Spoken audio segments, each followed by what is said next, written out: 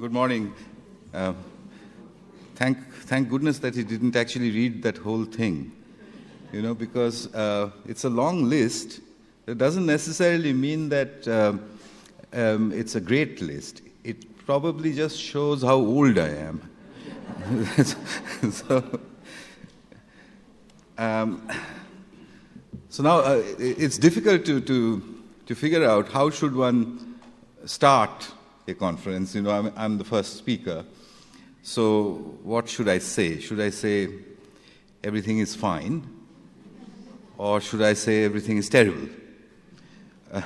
The truth, of course, usually lies in the middle. But I thought that what I would call this talk is the future of learning. Not necessarily the future of learning, but possibly a future of learning. Now, who am I to talk about it, and why should you believe me? So then I thought, when I was making the lecture, that I should not tell you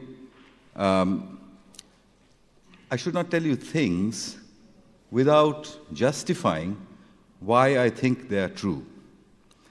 So I built this up gradually, and to my rather pleasant surprise, it does make a nice story, one result after the other.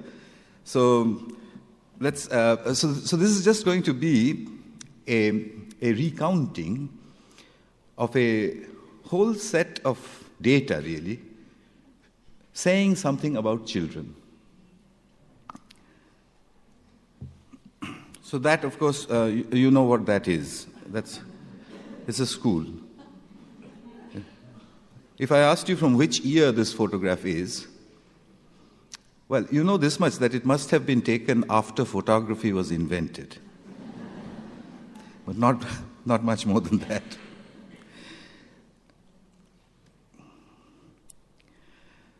So how did I get into all this? I had nothing to do with education. I have no formal knowledge of education. My background was theoretical physics, and I used to work with software. And, I was a happy man working with engineers and software and everything. When one day I bumped into a whole lot of street children in Delhi. And, and they kind of asked me what I do. So I said, why do you want to know? So he said, they were in a slum outside a very posh office in New Delhi. So then I found that they were very curious about a few things. They said, why does everybody only talk about parking? So I said, do we? They said, yes. Every day when people come in, they always go inside talking about parking. So I said, yes, that is a bit of a problem with us. Then they said, why does everybody have their cell phones on their ear all the time? So I said, we speak to other people.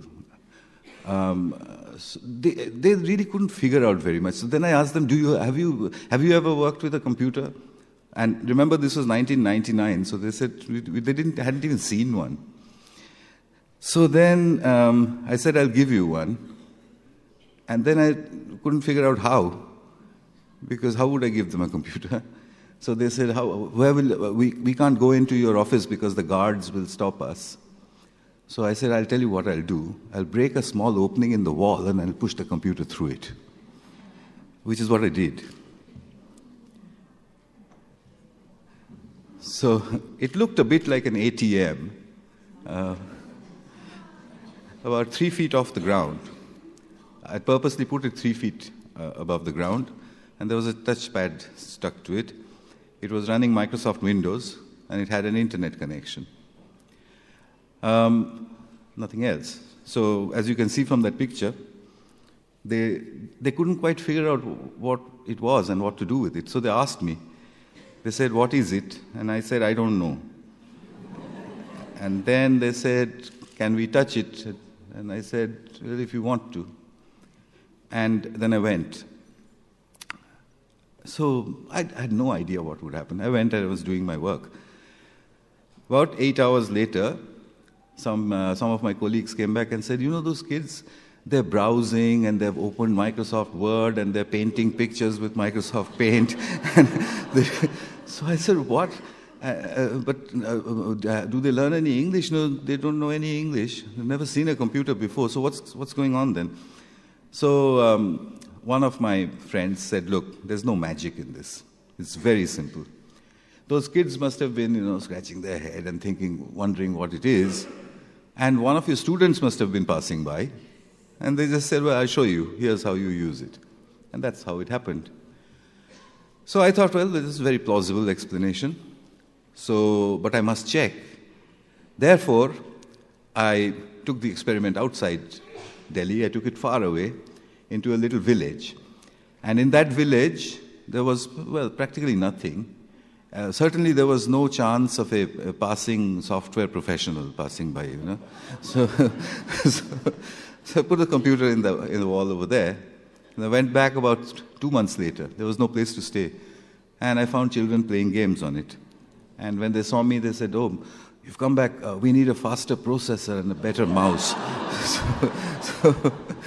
So I said, good Lord, where did you learn all this from? And they said something very interesting. Accusingly, they said, you've put this machine here which works only in English, so we had to teach ourselves English in order to use it. So I said, you taught yourselves English? And indeed they had. Not English like you and I speak, but English with which to deal with a computer. So they knew what start meant, and they knew what exit meant. They knew what file and folder and save and load. They couldn't pronounce the words, but they knew what they meant. I counted the number of words, about 200 English words. Then I started to get some attention. People said, well, this is something odd here.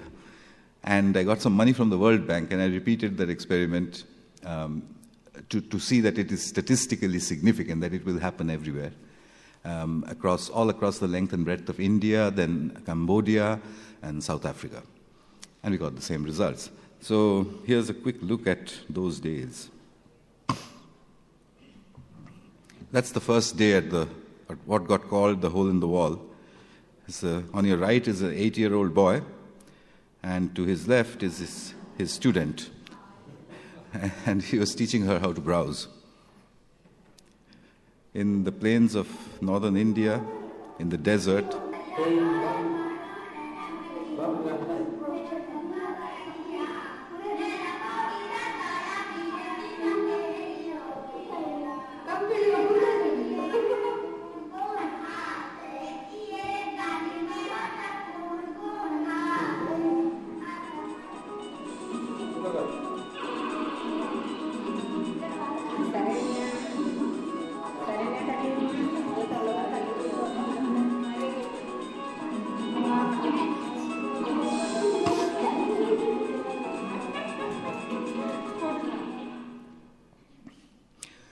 so we got the same results. And I was measuring all along. What I was doing was I was taking a random sample of children in each of those places on day 1, and I would measure their computer literacy. There's a little test that we had, fairly standardized, and I would measure the literacy. And as you might imagine, on the first day, it was practically 0. And then I would measure it every month. It's a very simple measurement all across all of these experimental sites. Put all the data together after 9 months, and this is what we got. A straight upward curve, reaching on a percentage scale up to 42%. And I'll tell you what that means. 42% on this scale means that the children had taught themselves to use a computer to the same extent as the average office secretary in Europe. And it had happened by itself. So now this was serious stuff, and I published it. When I did that, then everybody started to question whether the data was all right, whether the method was all right, and did it really happen? But teachers like yourselves from all around the world started writing in and saying, we've seen this happen.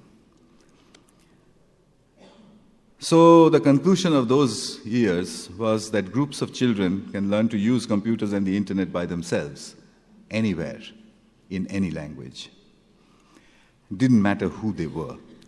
It was a result that I found very satisfying because, I didn't have to bother about politics and economics and ethnicity and this and that. It just worked everywhere. Now the question came at that point that, okay, so they've learned how to tinker around with the computer, they can do this, they can do that, but so what? Where will this lead to? What else can it do? So myself and some of my colleagues, we started to experiment by putting just an icon of something or the other on the desktop. So for example, if there's a program which is about, say, algebra, so you stick an icon there. So you don't tell the children anything. You don't tell them that, look, this is very good for you or this is very interesting. Nothing at all. It's just a strange new symbol appears one day. When that happens, the children always click on it. And I wanted to see what they would do. What they did was quite incredible. Some of our greatest pieces of learning software, they dragged into the recycle bin. Okay? And some of our most silly educational games, the kind which we would look at and say, that's really stupid, they would play it over and over again. I didn't understand what was going on, but one thing was clear. We hadn't understood them properly. Anyhow, we started to do measurements, and two of those measurements stand out quite significantly. The fact that they can improve their examination results. This was good because so far the establishment was saying that, well, this is not education. This is nice, but it's something else. So one of my colleagues gave them a state government examination and showed that they were passing that exam. No, they're not supposed to do that. So now we had a result that we could take to the system and say, how come they passed that exam? Nobody taught them anything. They didn't do very well, but they passed it. We tried with mathematics and found that their mathematics had significantly improved because of simply tinkering around with little pieces of software on the internet, which they had bumped into by themselves. We still didn't quite understand the mechanism because we were not telling them to do anything. There was nobody to supervise. So these were decisions that the crowd of children were taking somehow by themselves. Unfortunately, we also noticed that this entire effect is destroyed if a teacher appears. I'm sorry, but okay? So you might have 3 children playing around with an algebra program, in the middle of the hot afternoon. And you sort of crawl up, okay, behind them, glowing in anticipation of what you're going to do. And suddenly you find they've minimized the screen. And there's the straight desktop. And he says, so what were you doing, little children? And they turn around and say, nothing. Okay? I don't know what the lesson in that is. Another very significant experiment was in the southern city of Hyderabad in India. The problem was peculiar. There were many little private schools, not for rich people, but for poor people. Why would poor people send their children to a private school when government education is free? The reason was that the private schools promised to teach English. And the poor parents would pay the few pesos that they have to send their children to these schools. Now, the schools had every good intention, so they used to teach English reasonably well. So the children would learn spelling and grammar and reading and writing in English and so on. But there was one big problem. All the teachers were from the local area. And that part of India has a very strong accent. They speak a language called Telugu, and the accent was extremely strong. The children obviously pick up the accent of the teacher. So when they finally go to look for a job, knowing English in India makes a big difference to the kind of job you'll get. So when they go to look for a job, the interviewer says, well, your English appears to be perfectly all right, but I can't understand a word of what you're saying. So that didn't help much. So I decided to tackle that problem. What could I do? I can't get a native English-speaking teacher over there in the slums of Hyderabad. It's a pretty dangerous place, actually. So what I did was I went into one of these schools and I bought the children a computer. And into that computer, I loaded, in those days, you could buy, you still can. There's a piece of software called Dragon. Dragon Naturally Speaking, it's called. And it's a speech-to-text engine. What that means is that if you speak to the computer will type out what you're saying. You have to go through a whole set of training exercises to teach the computer how you speak. Only then does it understand you clearly. I bought them that piece of software and I blocked out the training function. Then I asked the children to speak to the computer. The children spoke into the computer and then they started laughing because the computer was typing absolute nonsense. So they said it doesn't understand anything. So I said, well, I'm going to leave this computer here for you for 2 months. And what you have to do is you have to make yourselves understood. So the children sort of said, how? And at that point, ladies and gentlemen, I invented a very important pedagogical method. I said to them, I have no idea. And anyway, this is a horrible place, I'm going away. so I went away. I came back. Once again, I had a measure of pronunciation. I don't have the time. It's quite an interesting measure of pronunciation. Anyway, I measured the pronunciation, which was terrible, and I left them. I went away. I came back after 2 months, and there was a little boy standing outside the classroom. I knew him. His name is Faizan. So I said, Faizan, I said to him in English, Faizan, how are you? And Faizan looked up at me and said, fantastic. So I thought, well, now, what have they been doing? Well, what they had done, now these were learners left with a learning problem, but no pedagogical method. What they had done was, they had downloaded something called the Speaking Oxford Dictionary. The Speaking Oxford Dictionary would speak out words in a sort of neutral BBC kind of accent. The children would listen to that, and they would copy it. They also downloaded films from the internet, and they watched films like My Fair Lady and so on and so forth, and tried to copy those accents. Unfortunately, they also tried to copy a few American accents, but luckily for us, Dragon didn't understand those. So over a period of just 2 months, they actually did change their accents. Here's a glimpse of that. Yes, he's my cousin. Yes, he's my cousin.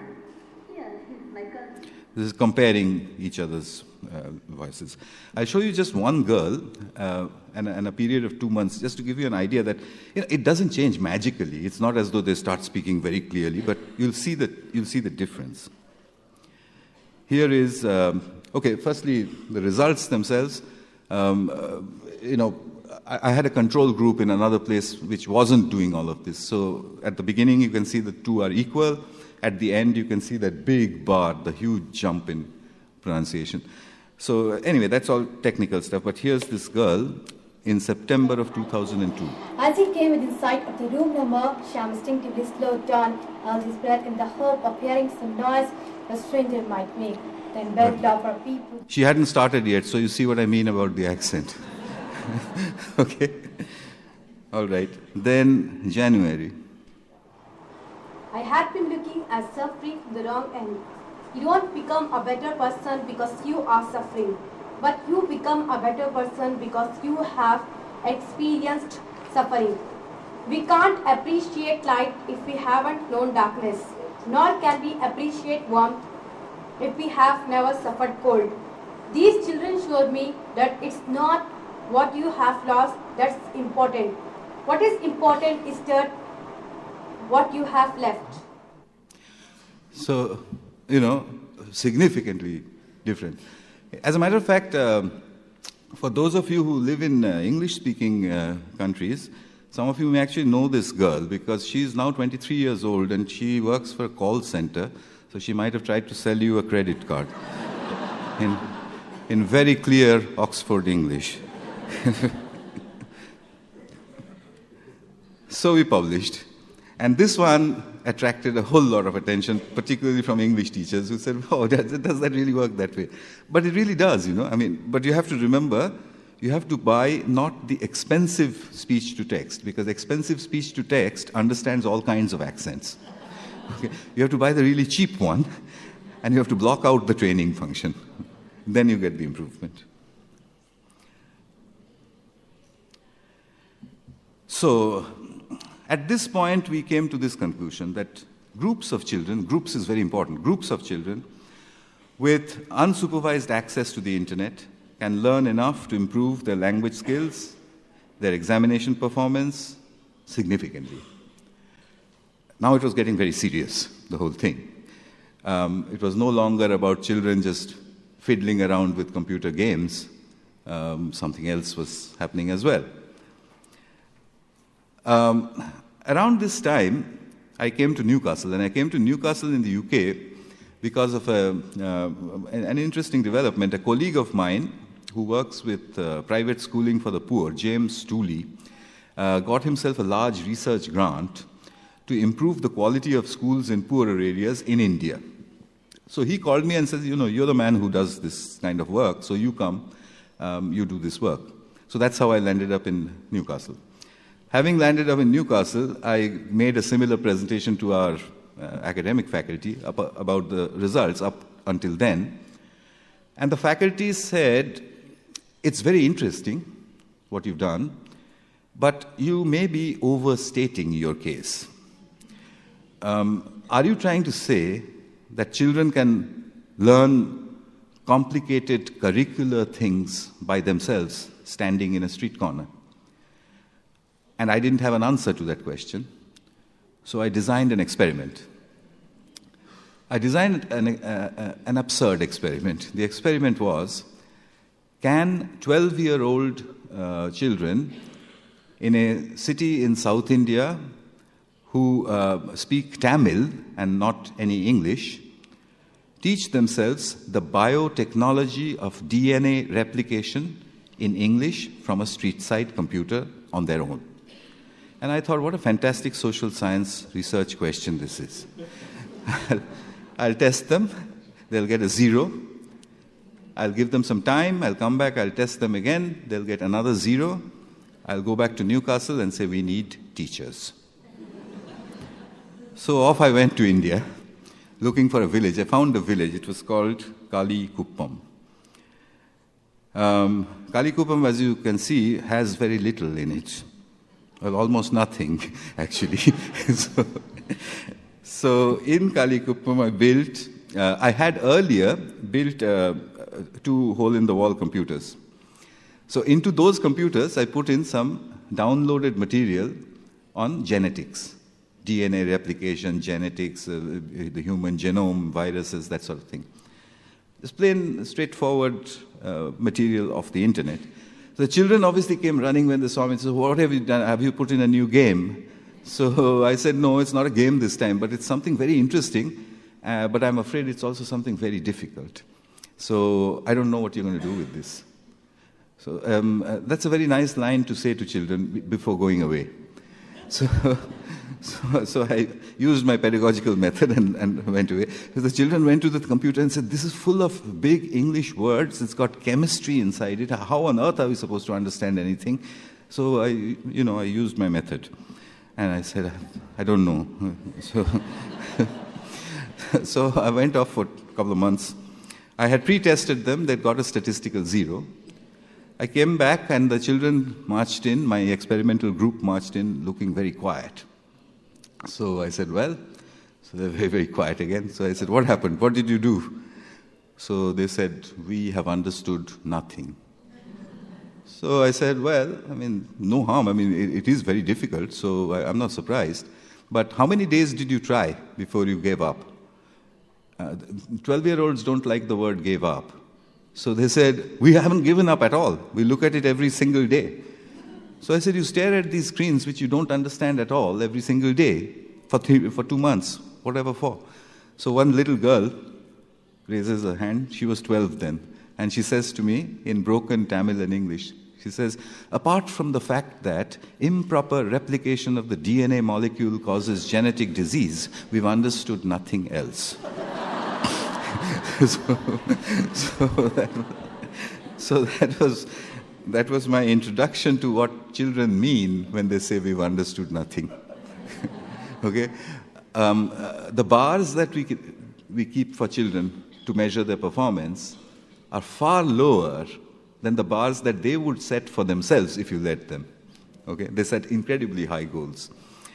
So here was an educational impossibility.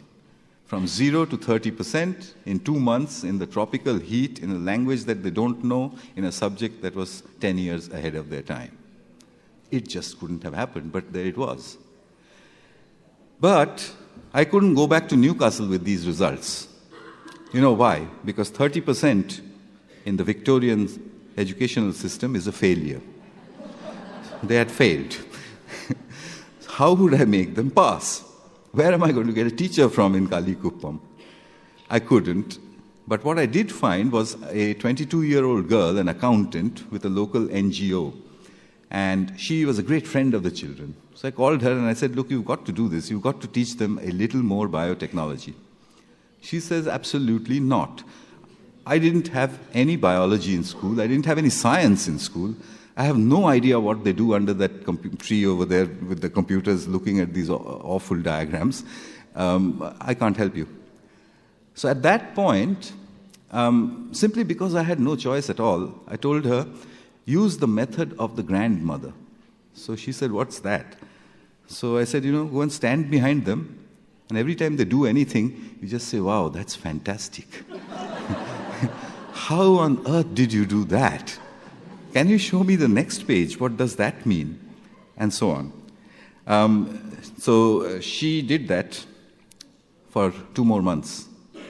The results jumped to 50%. Same as a control school that I had in Delhi, a rich private school with a trained biotechnology teacher. So when I saw that graph, I realized that I was looking at a new way. It had to be something that we haven't seen before. This was just impossible. So I published. And this time I had a hard time. The referees sort of returned it 3 or 4 times saying, are you absolutely sure what you're saying? Yeah. So I said, I can't help it. The numbers are saying that. And here's how I measured the numbers. I gave them all the evidence they wanted. And it came into the British Journal of Educational Technology. So I went back to England, into Newcastle, and across, Newcastle stands on the River Tyne, and across from Newcastle on the River Tyne on the other side is a tiny little place where I live. It's called Gateshead. I went into Gateshead, and I started working with the schools there. So what were we going to do? First of all, I told the teachers this story. So the teachers said, well, this is fantastic. What do we do next? So I said, well, one thing is very clear to me, is that you cannot build hole-in-the-wall computers in England. The weather is atrocious. No way it's going to work. You're going to have frozen children. So I turned the hole-in-the-wall upside down, and I brought it into the classroom. And it's something you can do extremely easily, and the children get really fascinated by it. If you have 25 children, you go in one day and say, okay, I'm going to give you 5 computers and a problem to solve. And they'll ask you, well, why 5? The school has got many more computers. And you say, no, I'm going to give you 5. I'm not going to give you more. Because what was happening at the hole in the wall, by this time I knew, were two very contradictory things. One was lack of resources was producing learning at an accelerated pace. Lack of resources.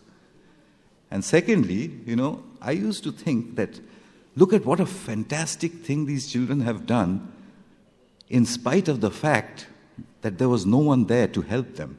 Even I wasn't there. Well, I changed my mind, and I changed that sentence to, look at what fantastic things these children have done because there was nobody there. Okay? So two very, very contradictory statements.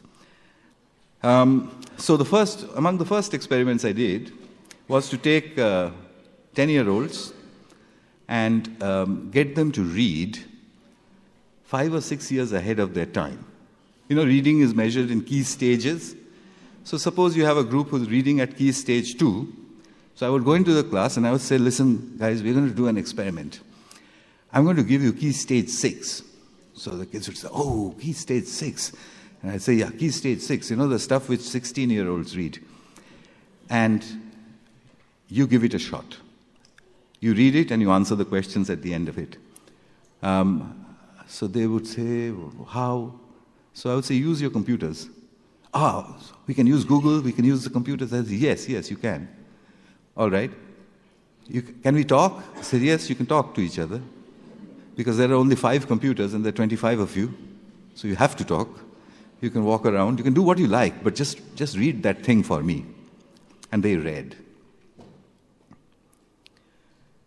And I found 2 very peculiar things.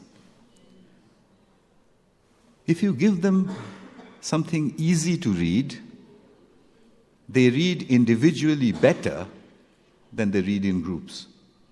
In groups, they start wasting time because it's too easy, They're not interested.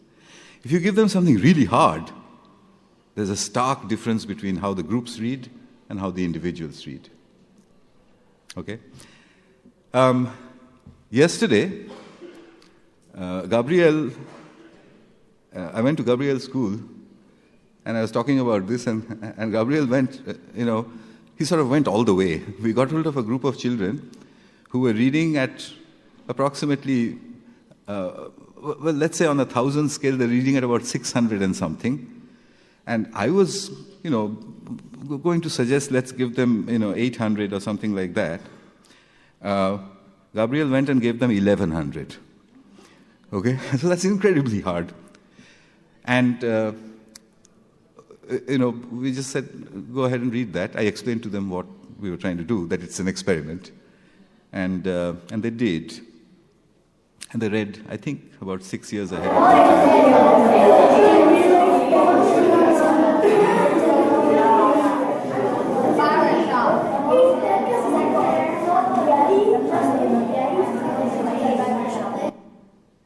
So, just to give you an illustration of how it works, that they cluster around and they talk all the time. If one person doesn't know a word, then the friend does. And then what the friend doesn't know that you know, so they fill up. They even described the whole process to me afterwards. So we didn't have time to actually measure the actual answers, but I'm absolutely sure they would have read it. It's a research question, really, that if this is true, then if you do it over and over again, would the individual reading rates go up also very rapidly? A few years ago, I had done a similar measurement in Uruguay. And there was clear evidence that this continuous interaction with computers was improving the reading comprehension of the children. And it was measurable, and it was way over where it should have been. I had to take historical data and compared it. So this is a bonus. We think of computers as they learn things from computers. They learn about technical things and science and all that. But in the process, their reading comprehensions go up. So what did we learn up to this point in time? Well, I'm afraid it was a strange conclusion. Groups of children seem to be capable of learning anything by themselves. And we really ought to be proud of it because we have created an environment where this is possible, where the knowledge is everywhere, where the tools are everywhere. All that you need is freedom and collaboration. And that's what the children are looking for. That's what they do in the shopping malls when they're clustered around their little tablet phones and they're muttering with each other. And we say, well, what a waste of time. They're texting all the time and so on and so forth. Well, I propose that they're also learning continuously all the time. And when they come into school and you take away their cell phones and you shut down the computers and they enter usually through these large gates which look exactly like the gates of a jail, they don't like it. So would you blame them? But let's talk about something else now. I did another experiment in 2007. It was a simple experiment. I took a map of India, and two of my colleagues rented a car, and they kept driving away from the city, deeper and deeper into rural India. And every time they encountered a primary school, they would stop and they would give a test of English, math, and science. And then they brought all these results back, and we totaled up the marks, and we just plotted it on a graph, distance from Delhi against test scores. And we got this. Now, that was not nice. Why was it so significantly correlated? The further away you go, the worse the schools get. So I decided to go and investigate. And I found the answer very quickly, very easily, with just one question. You ask the teachers the question, would you like to work somewhere else? When you're in Delhi, they say, no, it's fine. We have a nice salary. It's a beautiful city, no problem. You go slightly to the suburbs, the rich suburbs of Delhi, and the teachers say, this is fantastic. I don't even have the traffic problems of Delhi. I will never move from here. You go about 50 kilometers away, the teacher says, it's a bit far. To go to the movies, I have to drive for an hour. I wouldn't mind going a little closer. You go 100 kilometers away, and they say, yeah, I'm looking for a job in Delhi. You go 200 kilometers away, and they say, anywhere but here. So, teacher migration is a big problem in India and in several other countries. Because after all, teachers are human beings. They want a good standard of living. They want safety. They want a good school for their children. So, unless they're exceptionally dedicated, they try to find a good area to work in. Who succeeds? The good ones. Who is left behind? The bad ones. You can't help it. It's human nature. So the government tries to solve this problem, at least in India, with teacher training. So we'll make the quality of teachers the same everywhere. So they go to 200 miles away to that little school and they train those teachers.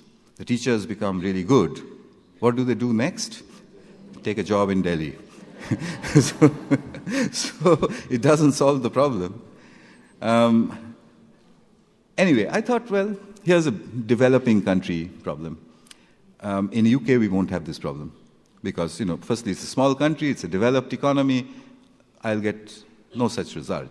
And indeed, I found, when I took the GCSE results, that there wasn't any correlation with location or anything like that.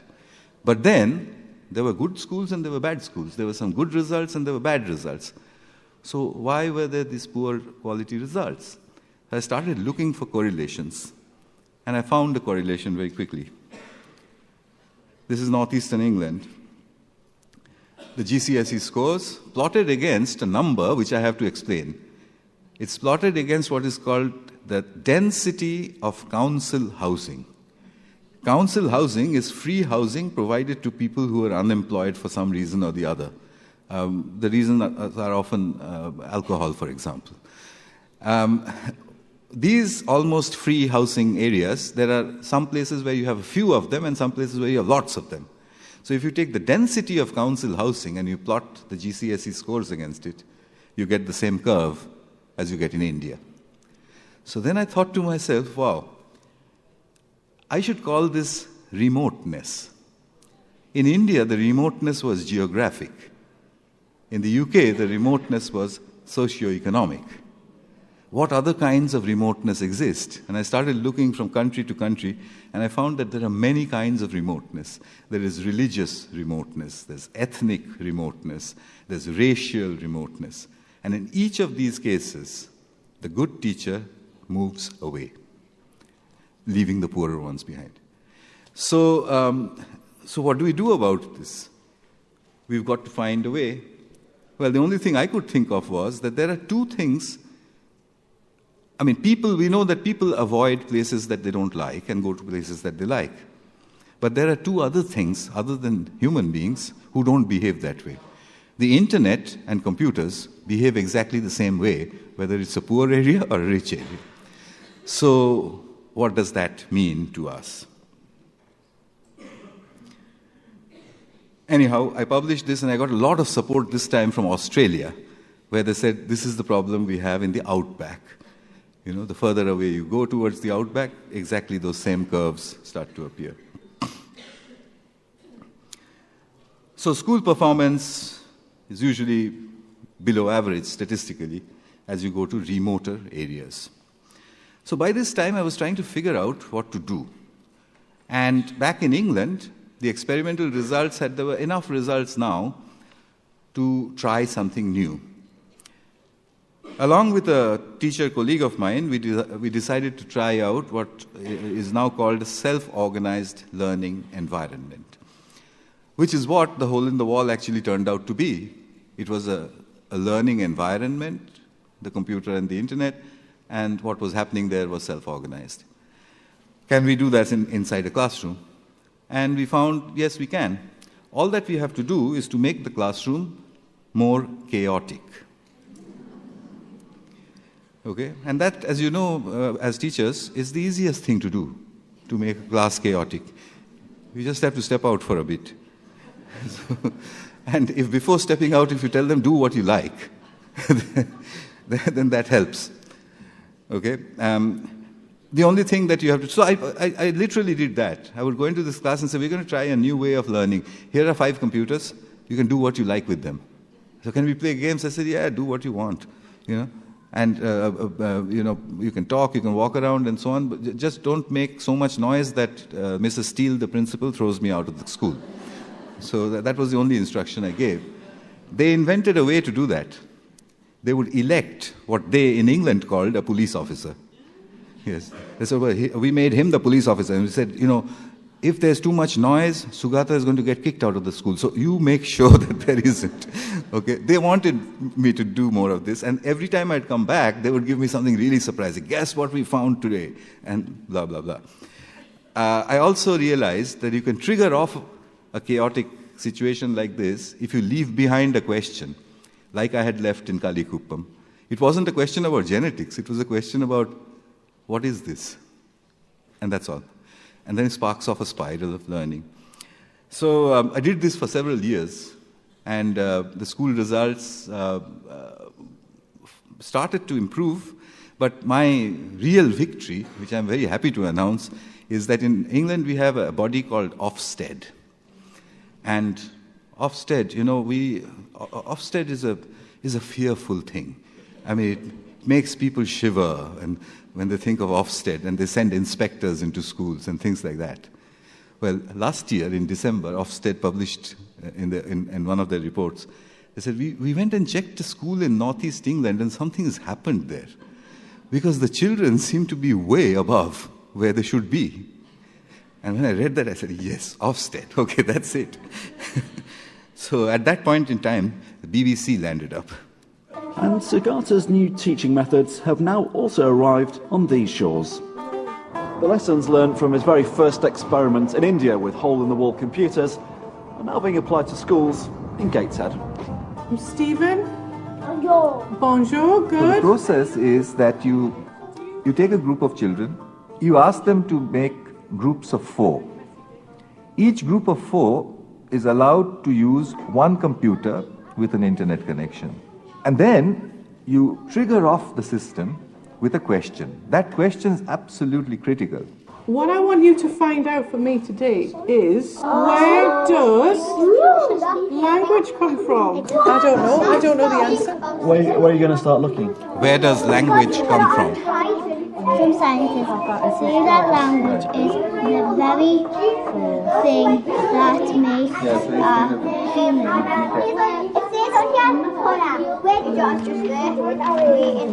Well, no. Where does language come from? What website's this? Wiki Answers?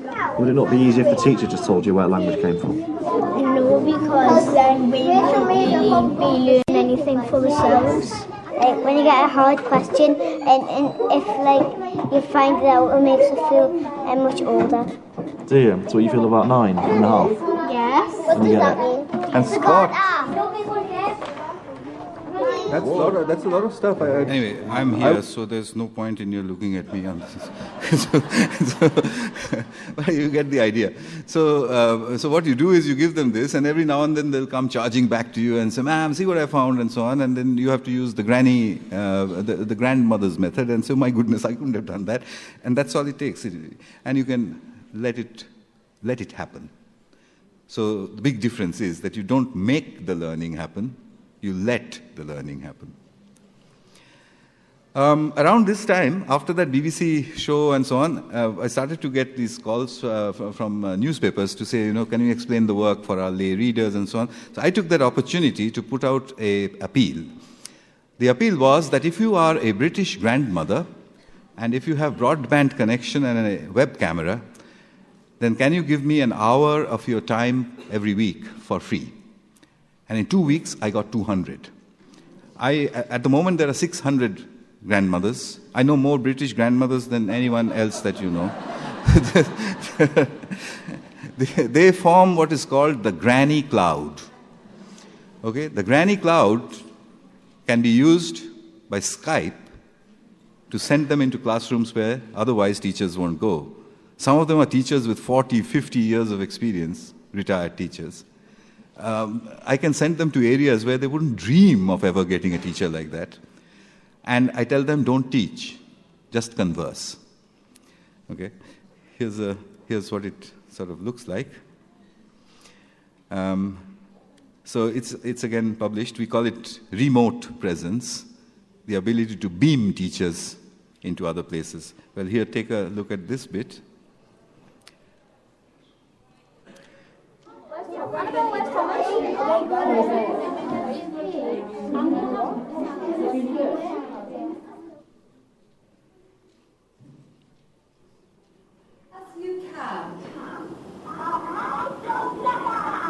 You can't catch me.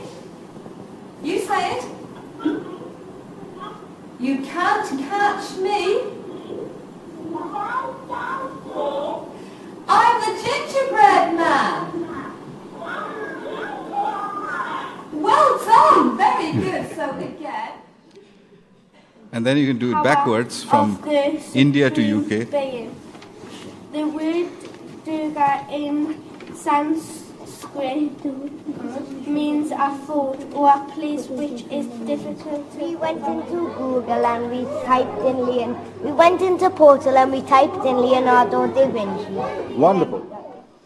So, basically you can drive them way, way over where your regular curriculum demands you to be. Not that you would... how would you do it? Obviously, you have a curriculum to teach, you have a time schedule, you have examination results to meet. You have to find a way to plug it in.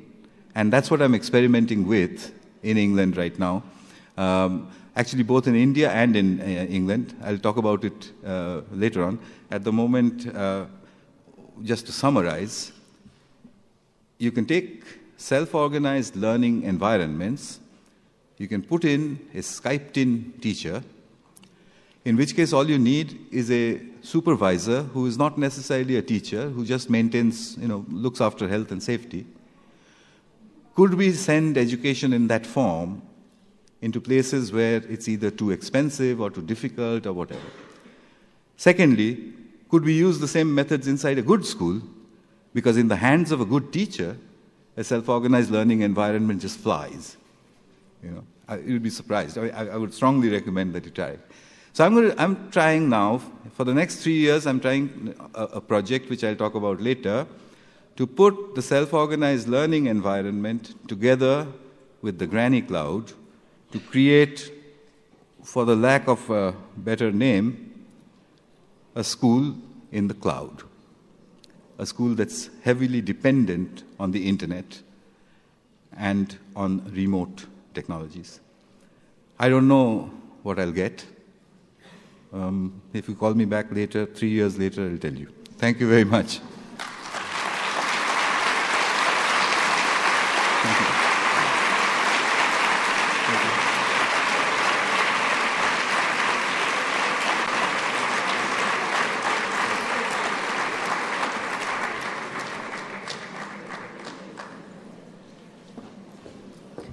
Thank you so much. And let's practice a little bit of self-organization. What about some coffee, right? So let's reorganize ourselves. You can have coffee in the foyer or in the exhibit hall. And do go to the different stands, because this year the Sunday raffle is amazing. Whiteboards, ultralight notebook, tablet, PlayStation, Sony. Go and visit the stands. See you in half an hour to listen to Guy Claxton and Building Learning Power.